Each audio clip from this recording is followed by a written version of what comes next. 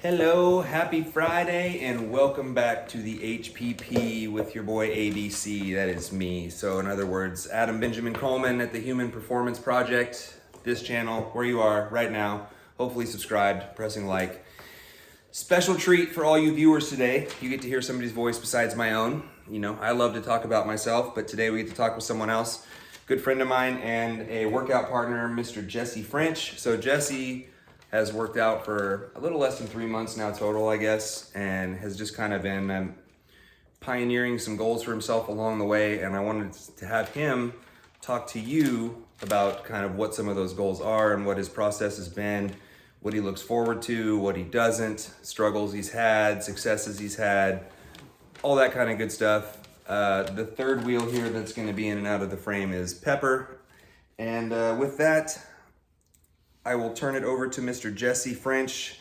So our first question for you, sir, what were when you thought about like starting a whole fitness implementation in your life, because it's not just something that you do like one day, hopefully it's something that you add into your lifestyle and do a little bit every day if you're going to be successful at it. But what were your original goals when you started out thinking like, man, I want to get fit, I want to change my life? Like, what were your original goals when you first started?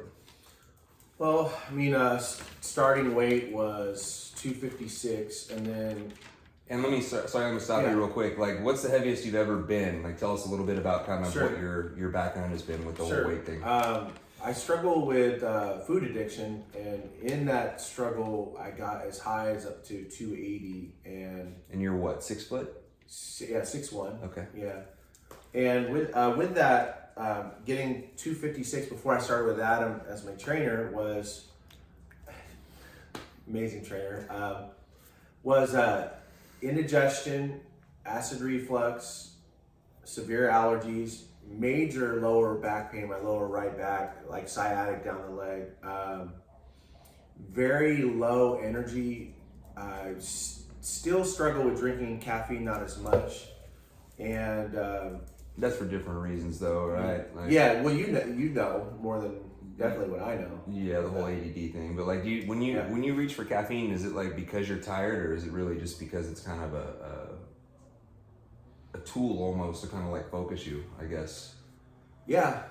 Actually, I never even thought of it like that. It's That more would like make that. sense, or could be just habitual too, where I'm just like, okay, cool. It's both. Yeah. But, So just feeling really unhealthy and eating what I wanted when I wanted, and emotionally eating when I'm nervous, eating when I'm happy.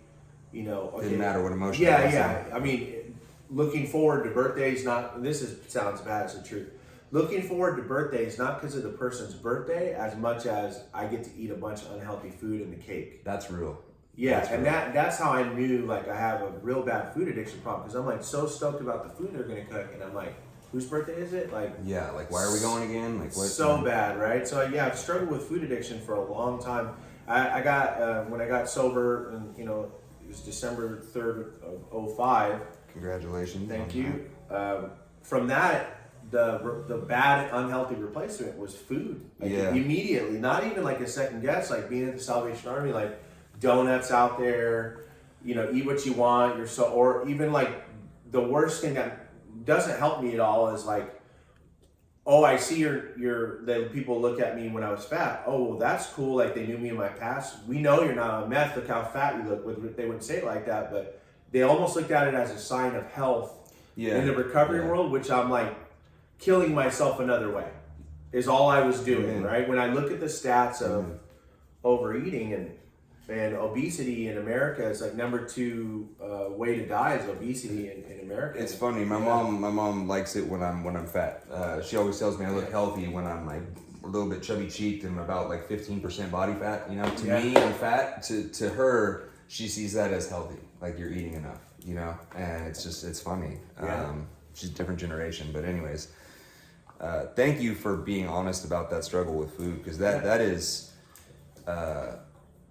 Like I understand that, like I used to do that with alcohol, but I've done it with pretty much everything. Like you're going to a place for a thing, whether it's a chemical, whether it's a person, whether it's something other than what the festivity is supposed to be for, you know? Yeah. And it's just this like self-centered way of thinking that's for instant gratification and that leaves you end up hating yourself. And it's a really, really double-edged sword. So, for anyone out there that is struggling with any addiction of any kind, there is a support group for you at this point. They've come a long ways. Don't ever be embarrassed to ask for help, because it'll be the best thing you ever did for yourself, man. Those of you who know me know that I've struggled with addiction most of my life, and the people that I've met through that process and because of that process are the people that are still in my life and that I love the most today, for sure. It has been nothing but good things that have come from that, and it's really opened my eyes to the fact that it doesn't matter where you come from or what your addiction is. Everyone suffers and goes to the same place of pitiful, incomprehensible demoralization. So it's something that we need to not find like differences between ourselves, but look for the similarities and how we can help one another, because it is a really not a fun place to be, whether it's cupcakes or crack, you know. So anyway, sorry, I kind of messed up the time frame and interrupted you. So you were talking about when you got into Salvation Army and everything, and things kind of started to change a little bit, but you were getting nothing but junk food, so it didn't help physically. Correct. What finally splintered in your mind? Because we live in a nation where it's pretty easy to eat crappy food. Like it's almost promoted, you know, whether knowingly or not. But more often than not, you gotta be a label reader, or you're gonna end up eating something unhealthy. But the reason I say that is it becomes very difficult to know what to eat, because if you just listen to the commercials or even what's on the wrapping paper of the food items, it's confusing. You know, low sugar means higher fat. Low fat means higher sugar. Like it's hard to figure out what healthy really is, because it seems to change all the time. But what made you even want to start considering the process and that maybe you need to do something different? Like, what was the red flag where you really started to put things in to change your life? Well, going back to when I like kind of first identified it was when I had my kids. I had twins, boy and a girl. They're 10, so and I'm like really overweight at that point, and being a stay-at-home dad with them for the first 3 months of their life, I was like, I am overweight and I don't have the energy needed to be present in their presence like I want to be, right? Or then when I started working and then coming home to try and emotionally engage with my wife, I was totally didn't have the energy to do, I didn't have the physical energy to do what my heart wanted to do. And it was very depressing. Yeah. You have you want to do something, but you can't summon the willingness and the actual oomph to do it. Correct. Yeah, I know what you mean. Right. So I mean, that's when I identified it, and then when I starting to get help was towards the end of my marriage. Starting the process to look at nutrition. You know, I went from like 280 to 240, but just dropped off and then got back up to 256, right? Probably even a little heavier than that.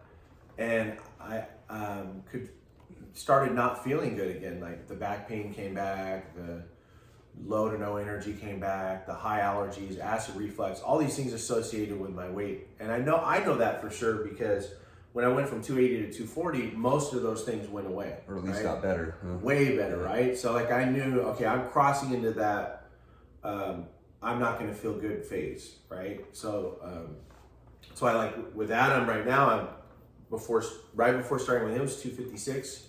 Now I weighed this morning, so you guys know where I'm actually at with my trainer is I'm 240 right now. So I'm legitimately down 16 pounds. And I do not have him on the treadmill like running hours a day or anything silly like that. I mean, we lift weights, and I've had you do maybe 30 minutes of cardio on a machine total, right? Yeah. I mean, so yeah. And it's not like when this is a misconception I had too. The workouts that Adam does as a bodybuilder, as a competitive bodybuilder, it's doable for probably 90 to 99% of humanity. It's a lot of light weights with a little more repetition, right? Like say 10 to 12, 10 to 15. And then what I found out was while I'm actually doing it, he's critiquing my form, just little things like bring your elbows in, don't bring your neck up when you do it. And now I'm actually feeling the specific group I'm supposed to feel that I've never felt before. Like he has the education and experience to target the specific muscles you have. And it's not like what you think where you see these big guys putting up, 500 pounds on a bench and that's how they got big. Not at all. They had to build up to that progression by lifting a lot of light weights a lot of times and a lot of cables. And so it is difficult, I'm not gonna lie to you, but it's not as difficult as your head tells you when you're watching stuff on YouTube.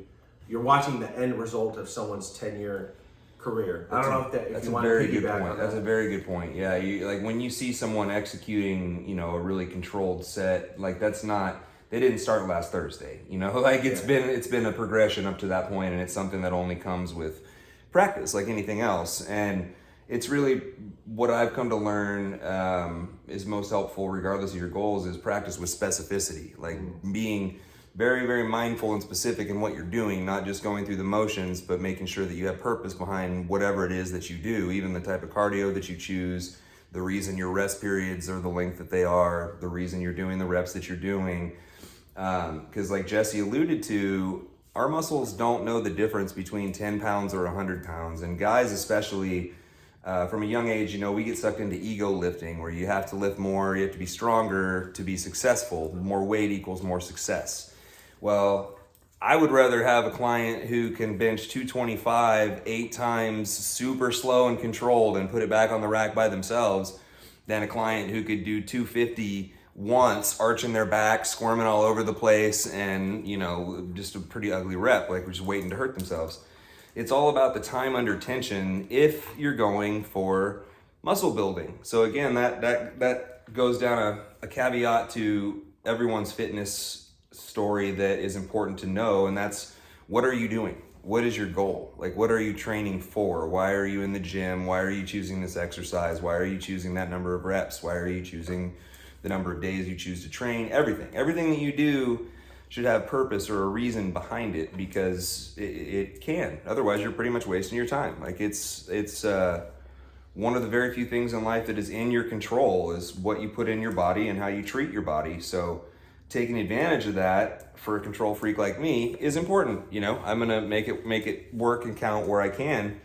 But back to what I was talking about, like my goal is to make my muscles big and well-rounded and symmetrical. That does not necessarily mean that I have to lift more weight than everyone else, because you'll often find out, like Jesse's mentioned, that the biggest guys in the gym aren't necessarily lifting the biggest weights, but the weights that they are lifting, they're lifting them in such a way that there's just extreme focus and control and efficiency from the group that they're trying to work, not just flinging it through the motions using every ounce of oomph that they can possibly muster. So again, time under tension is more important to developing a muscle than just moving more weight on that particular exercise. So always check your ego and try to find something that you can control. You can always do more repetitions or slower repetitions or another set, or shorten your rest period between the sets. There's tons of ways to increase the intensity of a workout. Doesn't have to be more weight. So, play for chess, not checkers, so you don't have blown out joints and a whole bunch of injuries and you can't even work out anymore by the time you're 30.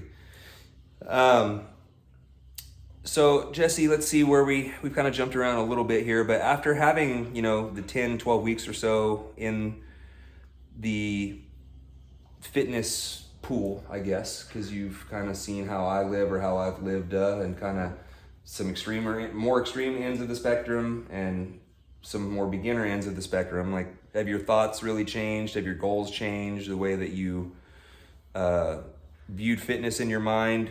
Was anything really surprised you or stuck out in the time that you've had so far?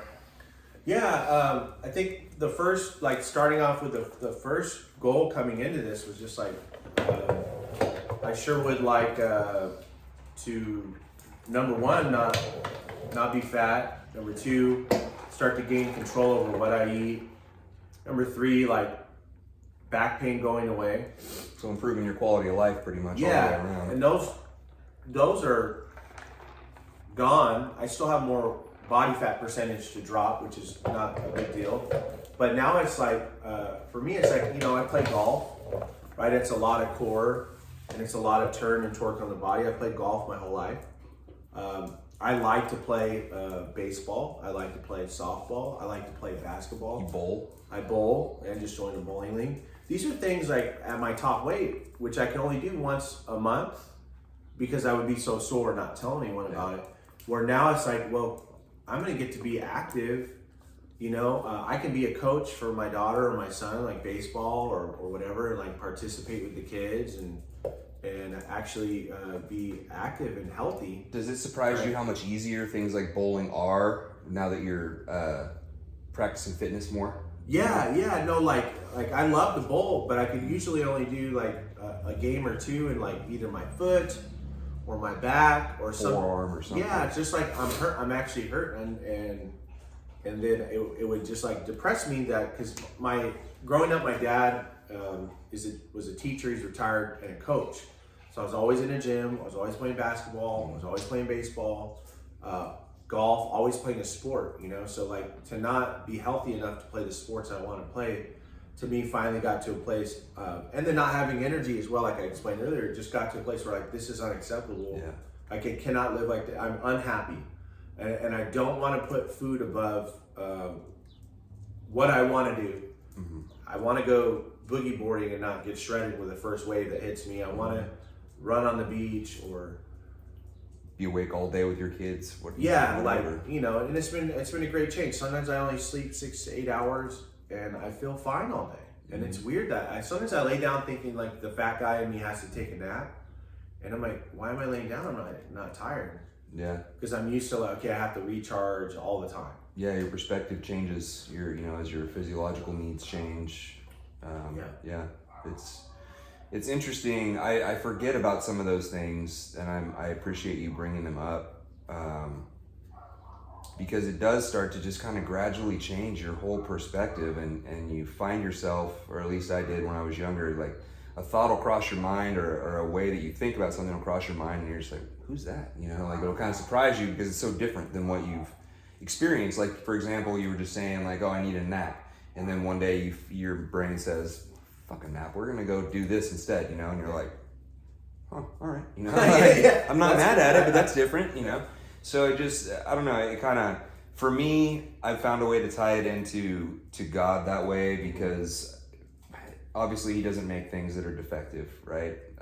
So we have great abilities and great gifts. Sometimes they're misused, but we all have them. We all have spiritual gifts that are given to us, and so I feel like exercise and helping people exercise is one of mine, but doing it to see what I can do with the body that he's given me, because I share the same strength that raised his son from a borrowed grave, is the reason why I do it now, and what motivates me, as opposed to just being bigger and stronger and being able to like muscle up on some dude's girlfriend at a bar on Friday night, not that ever happened, but just, theoretically. But yeah, it's just, I don't know if it's probably just age and time, but it seems like the motivations behind being big now have kind of changed, and they're a little less selfish, because a lot of people, I think it's a pretty awesome process, like people to discover how to use their bodies, lose weight, gain weight, conquer whatever their issue is, right? Do something that they previously thought impossible. That's one of my happy places in life, is to see people get to that place.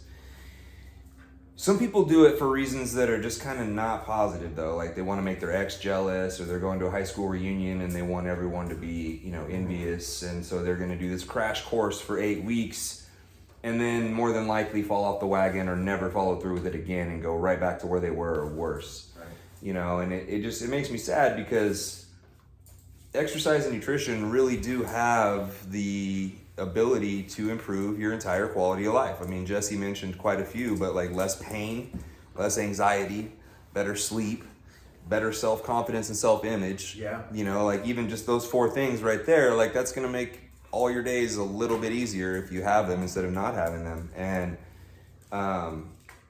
that for me too was kind of the part that hooked me, was not the physical benefit, but realizing that, oh my goodness, my anxiety and depression are like 90% gone from just making some of my own food and working out a little bit. Yeah. No medication, nothing, you know, and it was a problem, you know, when I was younger, when I was a teenager, like it was bad. Like exercise and nutrition gave me a place to go with all this pent up energy and anxiety that I didn't know what else to do with, you know, and it just kind of became a habit and stuck with me. So it always makes me happy to see people like Jesse start to experience some of the same things that I experienced, but he's on a pretty accelerated rate so far. He's making leaps and bound gains. But what do you think up to this point do you need to do to continue to see improvements like you have?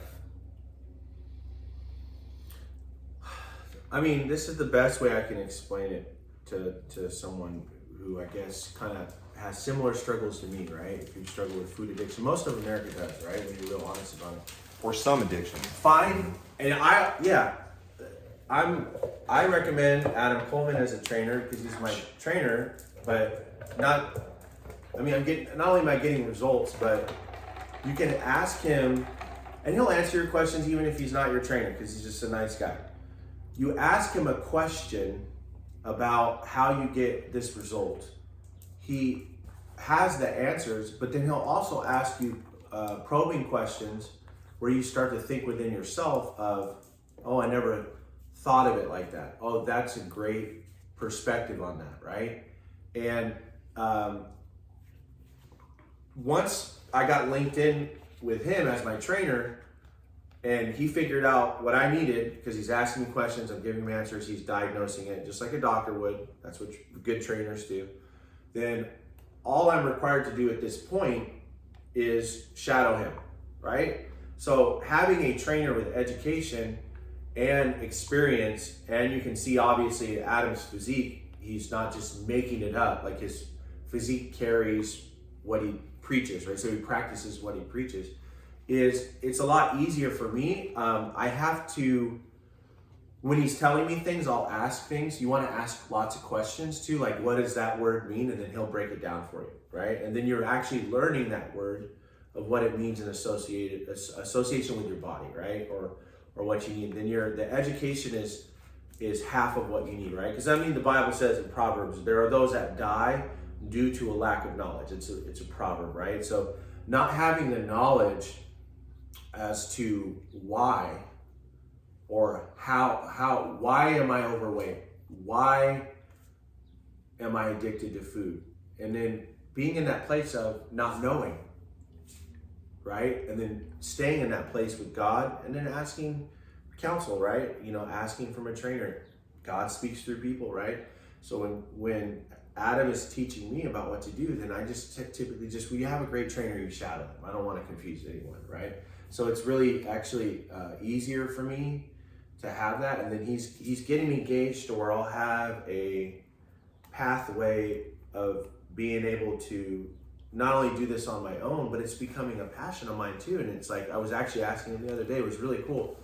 I was like, hey bro, what does it entail to be a trainer? And he's like, hey, you can do it, bro. Like immediately, yeah, you have stuff to learn, whatever. But that's cool that I even had that thought where before I'm just addicted to food, I'm fat, there's no way I could be a trainer. And then I'm actually asking how to, because I'm excited about it and I have a passion about it now because it's changing my life. But yeah, get a good trainer, shadow your trainer. Yes, I think Adam Coleman is one of the best, if not the best trainers you can get out there. And for sure. But yeah, that's it. I'll keep yapping. So no, I appreciate the kind words, man. Yeah. And Jesse does kind of have an advantage that you won't with most personal trainers. He's also my roommate, so he gets to shadow me kind of by osmosis, whether he wants to or not. Don't be jealous. That won't be an available option for everyone out there, but definitely don't ever be afraid to ask questions. Yeah. Even if you think it's a stupid question, just ask. Yep. Because we as trainers like it when you ask questions because it shows that you are interested in what we're telling you. And what we're telling you is stuff that we've gone out of our way to dig out of our repertoire of knowledge that is going to be specific to you and your struggles to get you better. Mm-hmm. So it is all for you. So make sure you gather as much knowledge as you possibly can and check people. Make sure that they know what they're talking about. You know, you shouldn't always take the first opinion or perspective that you hear. You know, get a couple, compare them to what you think in your gut is the right one, and then cement your answer. You know, it's called critical thinking. So just listen to your body, whether it's your muscles being sore or your brain telling you to do something. It will never lie to you. It will never lie to you. You crave foods for a reason. You get into intuitive feelings for reasons. Just develop that relationship with your body is something I would definitely encourage every person to do, regardless of what your fitness chase is. And I know some of you out there are saying, well, I don't want to be a bodybuilder. This doesn't pertain to me. If you want to improve your physique so that you feel like you look better, you're a bodybuilder. You are building your body into a form that you like, okay? It doesn't matter whether you compete or whether you're huge and muscular. You're just trying to improve the body that you're given. We all only get one. Run what you brung. Do the best you can with it. Love it, take care of it, you know, be nice to other people while they do the same. So, thank you for taking the time to share some of your story with us. And we both have social media, Instagram and Facebook. For me, I don't know what else Jesse has besides Instagram and Facebook, but you can look me up simply by my name, Adam Coleman. What's your social media? Just Jesse French on Facebook. Just Jesse French on Facebook. Yeah. So you can find us. Please feel free to reach out, ask questions, comments, you know, constructive criticisms, stuff like that. Always welcomed. I don't think that I am special or smarter than everyone else in the world. That's not the reason why I make this channel.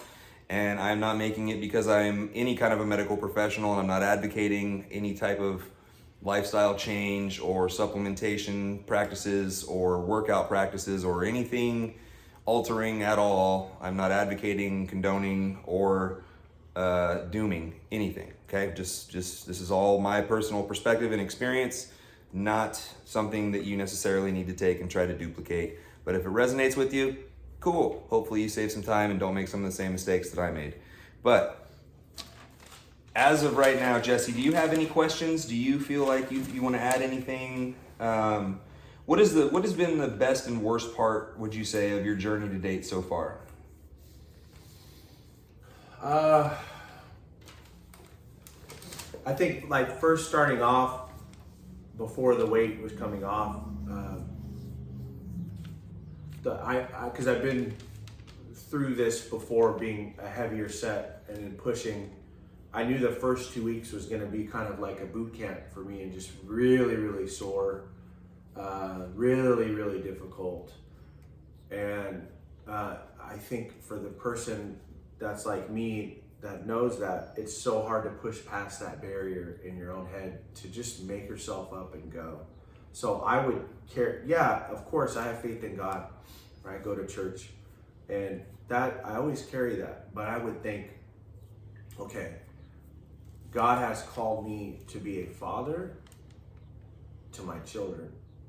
And I want to be around for every award and everything that they have, and want to have the energy to be present in their presence.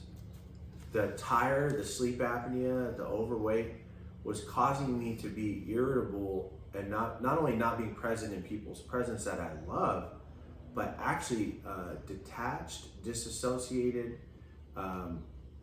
leaving events early. Because I don't feel good and I'm tired, or when I get sick, I'd be sick longer. So,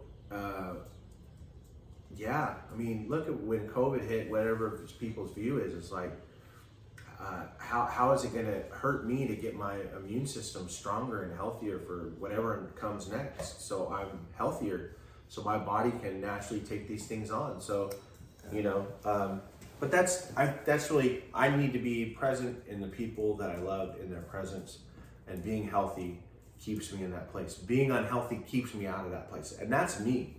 For sure. I have no energy when I'm overweight and unhealthy to be as loving as I want to be.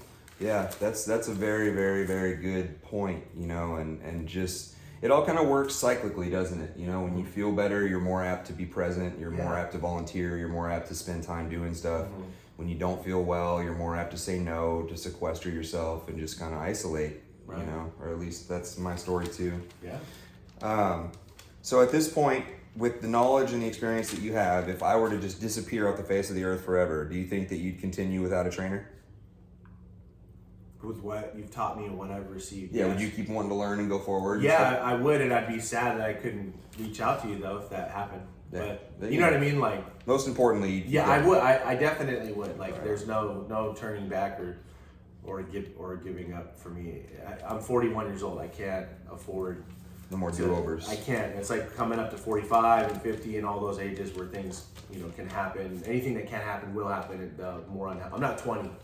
Yeah, it's sneaky, guys, because like I'm pretty blessed, even though I was a wild child and a high mileage model. Like, I'm in pretty good shape for my spot in life, I guess, because even people that are 40 and younger now, I mean, they're dying. They're getting ailments that used to either not exist or they didn't plague anyone but a much older population. Yeah. And man, it's just sad to see people missing out on what should be some still pretty golden years of their life as far as their physical prime goes, right? And just spending it being ill or unhappy and just lethargic and miserable, and it's preventable, and it's something that if you are this person that feels that way, it's not your fault, okay? It is not your fault. The education that you get, the food that you're given, the options that you're given, the education that is available, it's subpar at best, that, and then just the education for the correlation with addiction and food. Like, people don't give that enough credence. I know that I didn't really. My sister also involved in that struggle, and I still didn't really see it as exactly like my struggles until I really started talking to Jesse.